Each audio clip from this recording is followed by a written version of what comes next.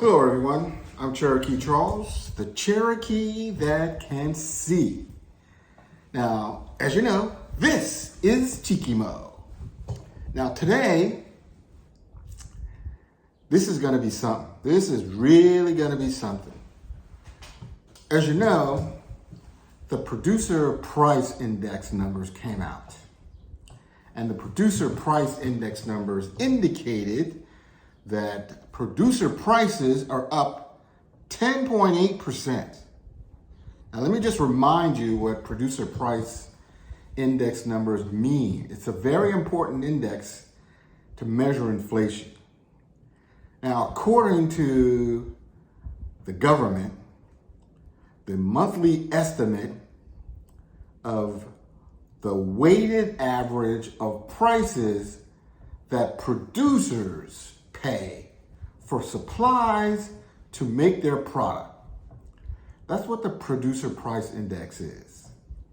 It is the price that producers pay for supplies to make their product.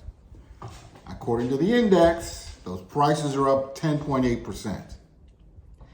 Now, I'm here to educate you. I'm here to educate you and tell you things that you were never taught in school. And frankly, I don't think you'll ever be taught this in school. Now, the first thing I'm going to say is, hopefully by the end of this video, you're going to be pretty pissed off about something. Stay tuned till the end of the video to understand what I'm talking about.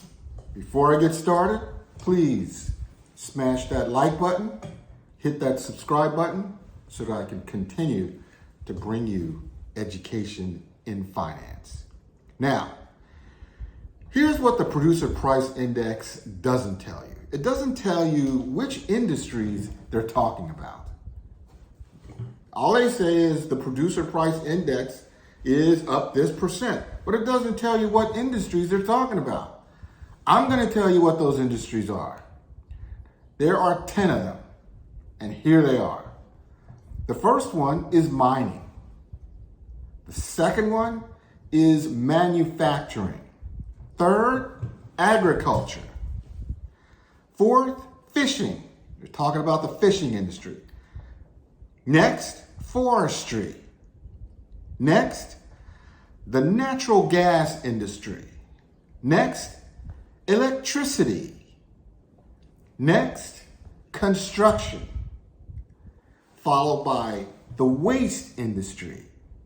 And then finally, the scrap material industry. Now, here's what I think. Mining industry, we do almost no mining. I don't know why we're using mining as a component to calculate the Producer Price Index. In this country, there's almost no mining going on. Next, manufacturing. Manufacturing in this country has been going down for decades. Almost none of the car parts are manufactured in the United States. And many of the cars are not manufactured in the United States either. Same thing with agriculture. Farming has been going away from this country for decades. And the reason is because we're the richest country in the world. And what do rich people do? What do rich countries do? Instead of making your own stuff, they go out and buy it from other countries, like agriculture. Farm goods that we used to grow here, we now go abroad and we buy them. Okay? That's what we do. So here's what I did. I dug into the numbers just a little bit, which most people don't do. I dug into the numbers just a little bit. And I'm going to talk about a few numbers that are going to surprise you. So, most of the increase in the PPE, a lot of it came from manufacturing. Now, what part of manufacturing was responsible for that number going up? The largest increase in manufacturing is due to natural gas. Natural gas went up almost 40% in May. The exact number that they report is 39.7%. The other part of the major increase in manufacturing came from steel. Steel increased 12%. So that means that for the manufacturing segment of the producer price index, now these are the supplies that these producers need to make their product.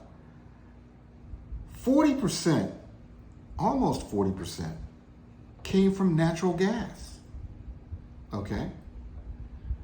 Now that's manufacturing. The other part is services.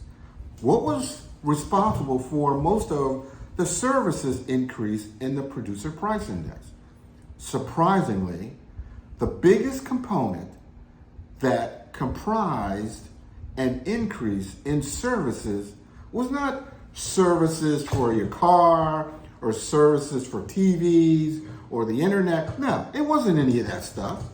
The biggest component that comprised for increases in services was securities and brokerage fees. I know nobody's reporting that to you, but that's true. These are their own numbers. Okay? These are their own numbers. Now, the final demand for goods and services. What was the reason and the cause for that to go up? Let me tell you something. 40% of the May increase in producer price index was due to an 8.4% increase in gas. An 8.4% increase in gas. That was 40%, okay, of the May increase. Now, that means that the manufacturers and the producers for gas saw a 8.4% increase in the supplies that they needed to make gas. Okay? Please understand that, get that through your head. An 8% increase in the supplies needed to make gas. That's what the producers saw. Okay? Now, as I drive around, and as I reported in the previous video, the consumer price index showed that the increase in the price for gas is up 50%. 50%. Now, what I want to know is this. If the producers, the manufacturers I'm getting upset here. If the producers of gas only saw an 8% increase in the supplies they needed to make gas, if they only saw an 8% increase in those supplies, why in the world is gas prices up 50%? Somebody please write a comment and tell me why that's so. Because it doesn't make any sense to me. And that should piss everybody off. That gap, that difference between what it costs them to make the gas, which is 8%, and what you're being charged for gas, which is 50% more, that gap is what I call greed. And that's what they don't tell you. And that should piss you off. We're talking about a 42% difference between what the producers say their price increase was to make the gas versus what you're paying for gas at the gas pump. 42% more. 42% difference, okay? Now, one other thing that I saw when I dug into the numbers just a little bit was that in May, there was a 30% increase due to freight and transportation costs. 30% was due to increases in freight costs. Now, freight affects everything. Those trucks that are driving goods around to get to their final destination, it said that the cost for that freight was only up 2.9%. But I don't see the price of those goods going up only 2.9%. The cost for food is up 12%. So if the cost to get the goods to the store was only up 2.9%, then why are prices in the store up 12%? That doesn't make any sense. That doesn't make any sense to me either.